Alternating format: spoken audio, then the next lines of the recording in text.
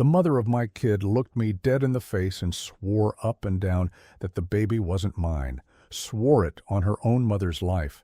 And about 11 months later, she was standing in the middle of her fiancé's family's kitchen, watching every single thing she'd built come apart over one folded-up piece of paper. And listen, before I take you back to the start of all this, I just got to say, I'm real glad you're here with me today. Do me a favor and drop your town down in the comments. I actually read them, and I'll call yours out by name. And if you end up caring how this one lands, tapping that like and hitting subscribe is honestly the thing that keeps a small channel like mine running. Okay, here goes. I never figured I'd be the guy sitting here telling a story like this to a bunch of strangers, but here we are. So my name's Nick, and I'm from the South Hills side of Pittsburgh. Grew up in Carrick, still live maybe 4 blocks from the house I grew up in, over near Brownsville Road. I turn diesel wrenches for a living. I work at a fleet shop off Route 51. We do the big trucks, box trucks, garbage haulers, that kind of thing. And I've been doing it since I was 19. My hands don't ever fully come clean. That's just the deal. I like it though. I'm good at it. You put a truck in front of me that won't start, and I'll tell you what's wrong before you finish describing it. I say all that because I want you to picture the kind of guy I am going in. I'm not slick. I'm not the guy who's got the perfect thing to say. I show up, I do the work, I pay my half, and if I love you, I will run through a wall for you and not make a thing out of it. That's the whole me. That's it. I met Steph, that's her, Stephanie, at a friend's cookout in West Mifflin about 3 years back. She was standing by the cooler in this yellow sundress, and she laughed at something before it was even fully funny, like she was already on your side. And that was it for me, honestly. She worked the front desk at a dental office out in Bethel Park. She had this loud laugh. She knew everybody, and being around her felt like the party was wherever she was standing. I fell hard, and I fell fast, and I'm not embarrassed about that part. We were together a little over 2 years. I want to be fair here, because it's easy to tell one of these and make yourself the saint. We had good years, real ones. We used to get Primantis at like 1 in the morning and eat it in my truck in the lot, with the windows down. We drove out to Kennywood on my birthday 2 summers running and rode the jackrabbit till she felt sick. I met her mom, Cheryl, out in Baldwin, and Cheryl never liked me, I could tell. She'd do this thing where she'd look at my hands when I came in the door, and I'd catch it, but I let it go because I figured that's just a mom being a mom. Then Steph got pregnant. And I want you to hear me, I was happy. Terrified, sure, we weren't married, I was renting, but happy. I remember she called me at the shop, and I walked out to the parking lot to hear her better, and I just stood there next to a busted-down International with my heart going 100 miles an hour, grinning like an idiot at the salt trucks. She sent me the first ultrasound photo that same week. Little gray peanut. She wrote under it, our little bean. Our. I saved that. Screenshot. Backed it up, the whole thing. Because I'm the kind of dude who backs stuff up. Remember that. It matters later. For the first couple months, it was good. We talked names. She liked Nora. I liked Nora. So, Nora. We drove out to the Babies R Us that used to be off McKnight before it closed. Wait, no. It was already closed by then. We went to the Target out that way. Whatever. We walked the aisles, and she held up these tiny socks, and I about lost it. I was in. All the way in. And then somewhere around month 4, she went cold. I can't give you the exact day it flipped. It was slow. She stopped answering right away. She started spending weekends at her mom's, and Cheryl would answer weird when I'd text to say, hey. She got a new phone case, then a new phone, then she started keeping the phone face down, which if you've ever been on the other end of that, you already know. Your stomach knows before your brain does. Mine knew. I asked her straight up if something was wrong. She said I was being insecure, said pregnancy was hard and I wasn't giving her space. And man, that word, insecure, she knew what it did to me. It shut me right up, made me feel like the problem was me being clingy instead of her pulling away. So I backed off. I gave her space. I told myself I was being a good partner. Here's the part that still makes me feel dumb. Around month 6, she sat me down at the Eaton Park on West Liberty, the one with the smiley cookies by the register, and she ordered a coffee she didn't drink, and she told me she'd been seeing somebody for a while. And I'm going to say this the way she said it because I want you to feel it, she goes, "Nick, I have to be honest with you, the baby isn't yours." I remember the waitress refilling the sugar caddy at the table behind us. I remember that specific sound. Because everything else just kind of went underwater. I said, "What do you mean it's not mine?" And she looked me dead in the eye, didn't blink, and she said she'd done the math, she'd been with someone before whatever, that the timing lined up with him and not me, and that she was really sorry, but she owed me the truth. She said she was moving on with him. She said he could give Nora a better life than either of us could give her apart. Those words. A better life. And I sat there in that Eaton Park, and I believed her. That's the thing I have to own. I believed her.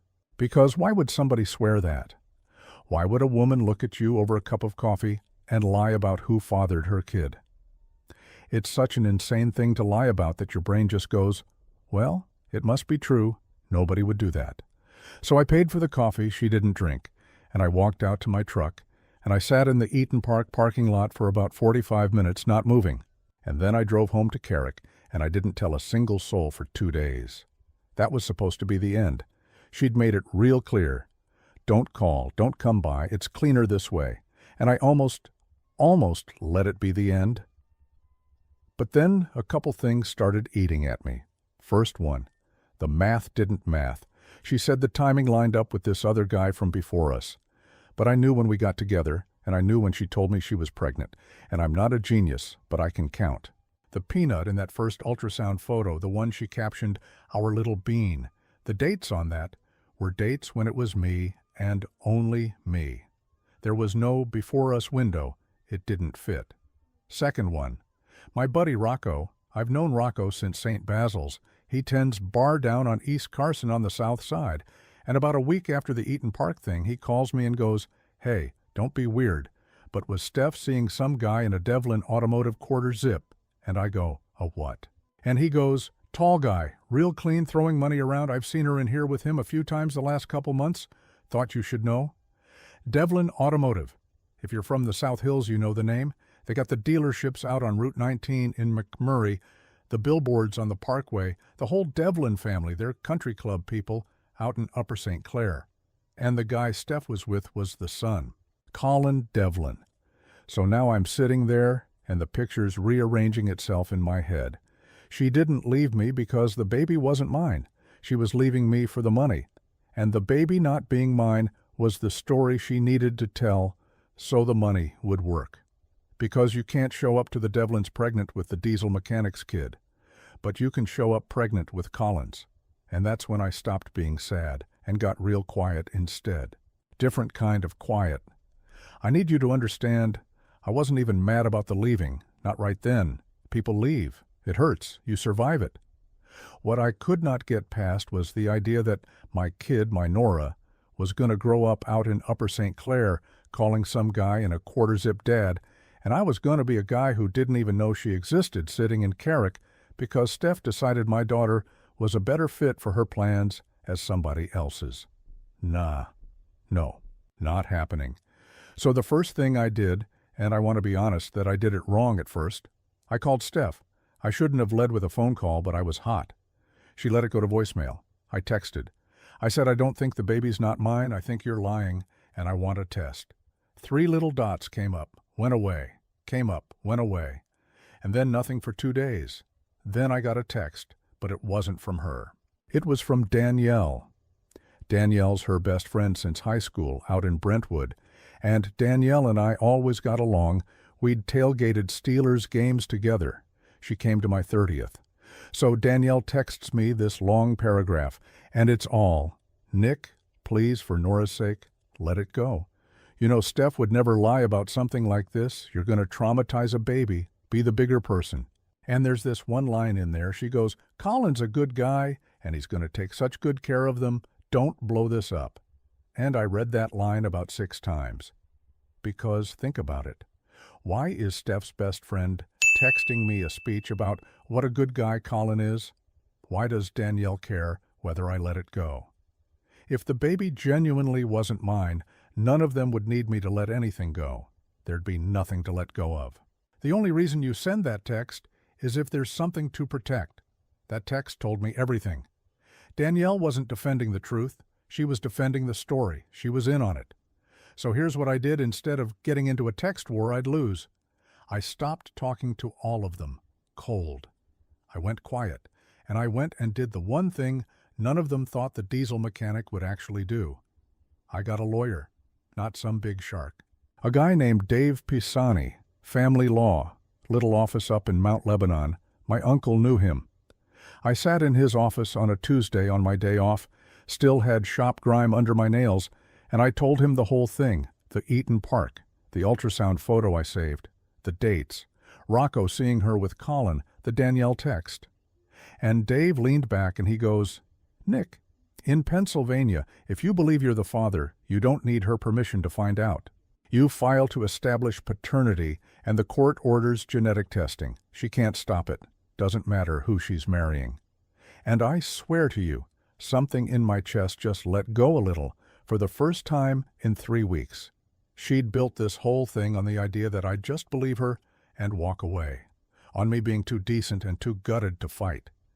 And it never occurred to her that a piece of paper filed in Allegheny County Family Court would blow the doors off all of it. We filed.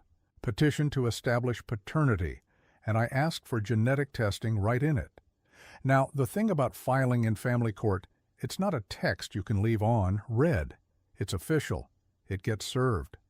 And once it's real and moving, the whole quiet little arrangement she'd built started making noises. First crack. Cheryl called me, Steph's mom, the one who used to look at my hands. She calls me, and she is sweet as pie, which she has never once been to me in 2.5 years. She goes, "Nikki, honey, I think there's been a big misunderstanding. Why don't you and Stephanie just sit down like adults?" And I said, "That's a great idea, Cheryl. We can sit down right after the test." And she got quiet, and then the sweetness went off like a light switch, and she goes, "You are going to ruin that girl's life over your ego," and hung up. Ruin her life over my ego. I wrote that one down too, not because I needed it for court, because I wanted to remember later who said what. Second crack, and this is the one where it started getting really good, or really bad depending on where you were sitting. I went to see Danielle in person. I know. But hear me out on why. Danielle was the soft spot. Steph would never crack. Cheryl would never crack. But Danielle actually had a conscience under there somewhere. I'd seen it. So I drove out to Brentwood on a Saturday, and I caught her in her driveway getting groceries out of her car, and I just walked up, hands open, real calm. She saw me and her whole face fell. She goes, "Nick, I can't talk to you." I said, "Danielle, I'm not here to fight. I just have one question, and then I'll leave you alone forever." And she stood there with a bag of groceries on her hip, and I said, "Do you actually believe that baby isn't mine? Look at me and tell me you believe it." And she couldn't. She looked down at the driveway. Her chin did this thing, and she goes, real quiet, "It's not my place, Nick." I said, "That's not a no." And she goes, "Please don't do this to me. I'm caught in the middle." And I said, "No, you're not in the middle, Danielle. You sent me a text asking me to walk away from my own kid so your friend could keep a lie going. That's not the middle. That's a side. You picked one." She started crying right there next to her Honda. And she didn't confirm anything. She was too loyal for that. But the crying was the confirmation. You don't cry over the truth. You cry when you've been sitting on a lie and somebody finally makes you hold it. She grabbed her groceries and went inside and shut the door, and I drove home, and I didn't feel good about it. I want to be clear. I didn't enjoy making somebody cry in a driveway. But I knew then, all the way down, that I was right, and that was worth more than feeling good. Okay, so now the test. The court set it up. It's not like TV. You go to a lab, they swab the inside of your cheek, they swab the kid, they seal it, chain of custody, all official so it holds up. I went to a place out in Greentree. It took 90 seconds. 90 seconds. I'd waited 3 months, and it took 90 seconds, and I drove back to the shop and finished a brake job like it was nothing.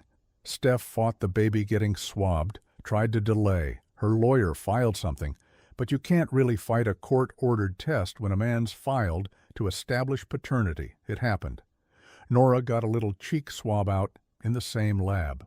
I wasn't allowed to be there for hers, and that killed me.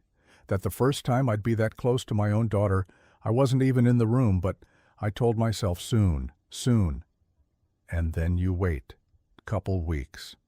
While I'm waiting, here's what I didn't know was happening on the other side. And I only pieced this together later from a few different people, mostly from Colin himself, believe it or not. But I'll get to that. The Devlins had an engagement party planned. Big one. Out at their place in Upper St. Clair, tent in the yard, the country club caterer, the whole Devlin machine. Steph had landed the thing she'd been playing for. She was weeks from being a Devlin, and the reason the timeline mattered so much to her, the reason she needed the baby to be Colin's and needed me gone quiet and clean, was that Nora was the glue. Nora was how a girl from a rented duplex in Baldwin becomes the future daughter-in-law of Devlin Automotive. The baby wasn't an accident in her plan. The baby was the plan. And she'd told Colin the baby was his. She'd fed him a due date that made the math work with him. She'd told his mother, Marilyn, that she was carrying the first Devlin grandbaby. There were, I found out, monogrammed things. There was a nursery being done in their house with a D on the wall, and into the middle of all that drops a court case, filed by a diesel mechanic from Carrick, saying the baby's mine and here's a court-ordered DNA test to prove it. Now Colin, give him this. Colin's not the villain here. Colin was getting played same as me, just from the other end. And when word reached the Devlins that there was a paternity case, that some guy was claiming the baby, Marilyn Devlin did not sit around and wait for anybody's court date. That woman did the thing rich people do, which is she quietly handled it. She had Colin get his own private test. Swabbed the baby at home, sent it off discreet, the kind of thing where you get an answer in a few days and nobody has to know. So there were 2 tests running at the same time, and Steph didn't know about the second one. Mine came back first, actually. I remember exactly where I was. I was under a garbage truck at the shop on the creeper, and my phone buzzed in my chest pocket, and I rolled out, and it was an email from Dave Pisani's office. Subject line just said, results. And I sat up on that creeper on the shop floor, grease everywhere, and I opened it. 99.9997%, the probability of paternity. Me. I read it, and the numbers went blurry, and one of the other guys, Big Tom, he goes, "Nicky, you good," and I couldn't even talk. I just handed him the phone, and Big Tom read it, and he goes, "That's your kid," and he pulled me up off that creeper and hugged me, this 300-pound dude, both of us covered in grease in the middle of the shop, and I cried like a baby right there in front of everybody, and I did not care one bit. She was mine. I knew it. I'd known it the whole time. But knowing it and having the state of Pennsylvania say it in a percentage is a different thing. Nora was mine. My daughter was mine. Nobody could take that now. Not the Devlins, not Cheryl, not a tent in a yard in Upper St. Clair. Mine. Now here's where the 2 timelines slam into each other, and this is the kitchen I told you about at the top. The court test confirmed me to me, but the private test the Devlins ran, that confirmed the other half to them. It came back to Colin, and it said, in plain numbers, 0%. Not his, not even close. And it landed at the Devlin house on a Sunday, family dinner Sunday.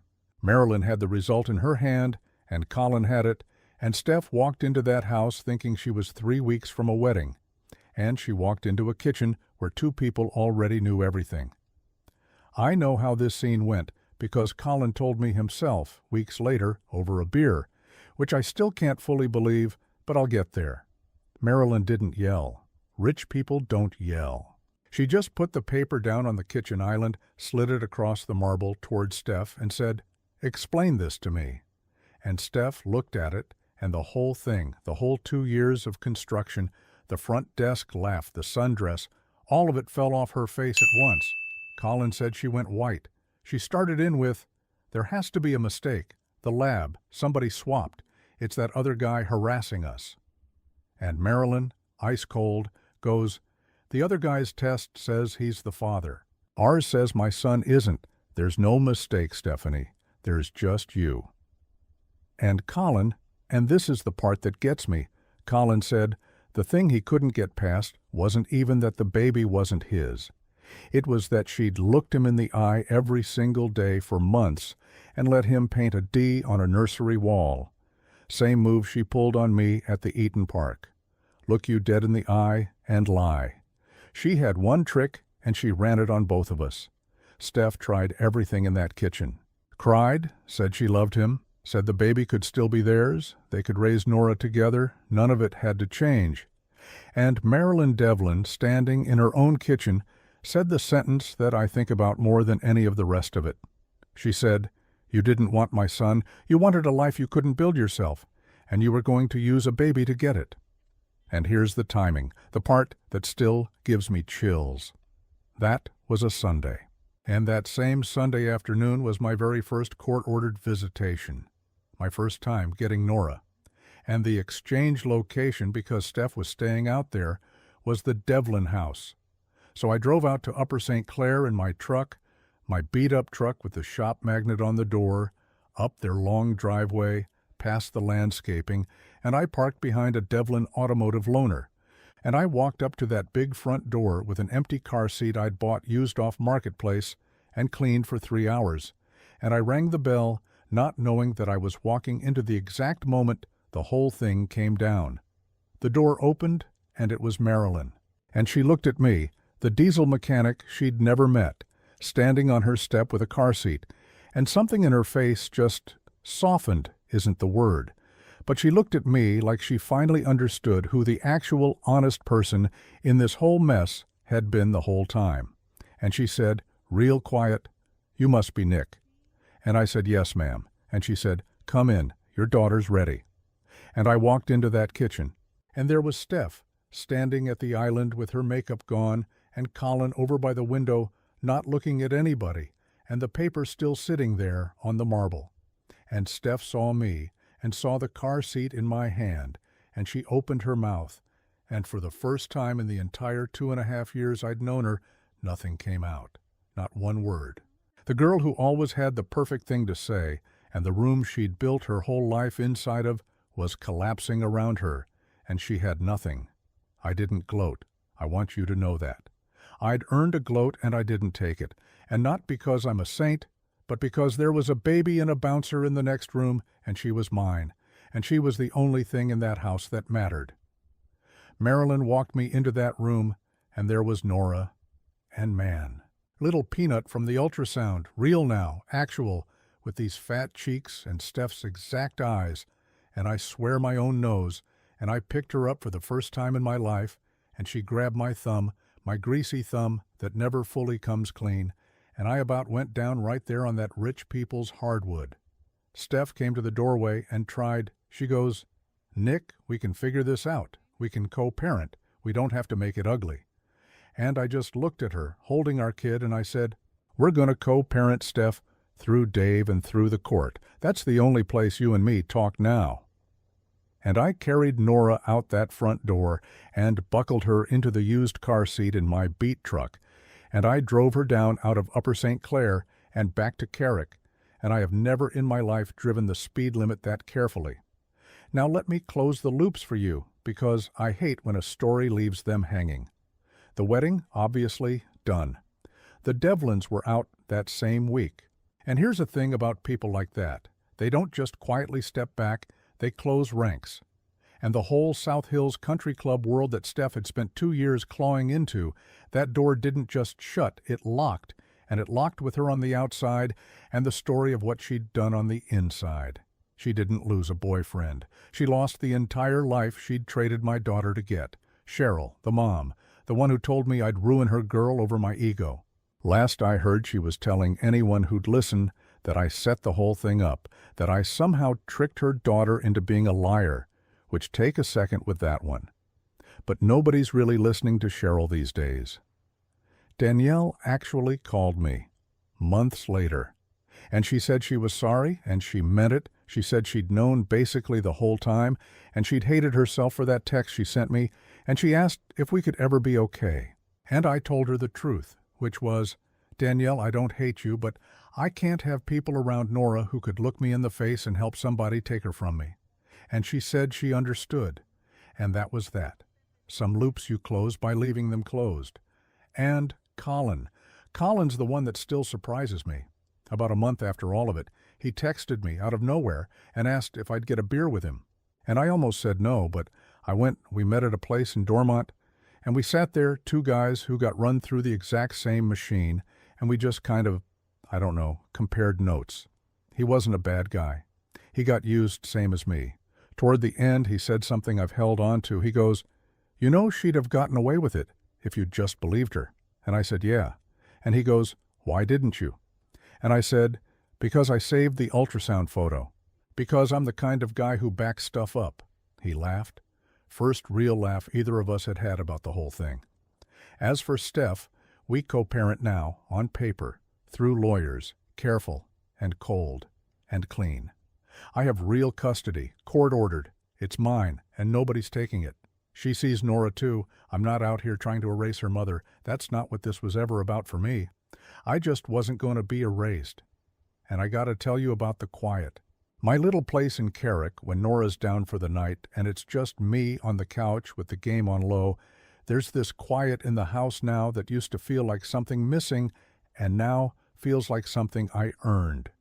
I sit there and I can breathe all the way to the bottom for the first time in a long time. My shoulders came down about 2 inches, and they never went back up. So here's the thing I'd leave you with, and it's simple, because I'm a simple guy. When somebody's willing to look you dead in the eye and lie about the biggest thing in your life, they're not just lying to you, they're betting on you being too decent to fight back. That's the whole gamble. And the answer to that isn't hate, and it isn't screaming, and it definitely isn't chasing them. The answer's quieter than that. You just don't believe the lie. You stay calm, you keep the receipts, and you do the boring official thing that the truth is always on the side of. The truth doesn't need you to yell, it just needs you to not walk away. Nora's asleep down the hall right now. She's got my nose. Whole thing was worth it.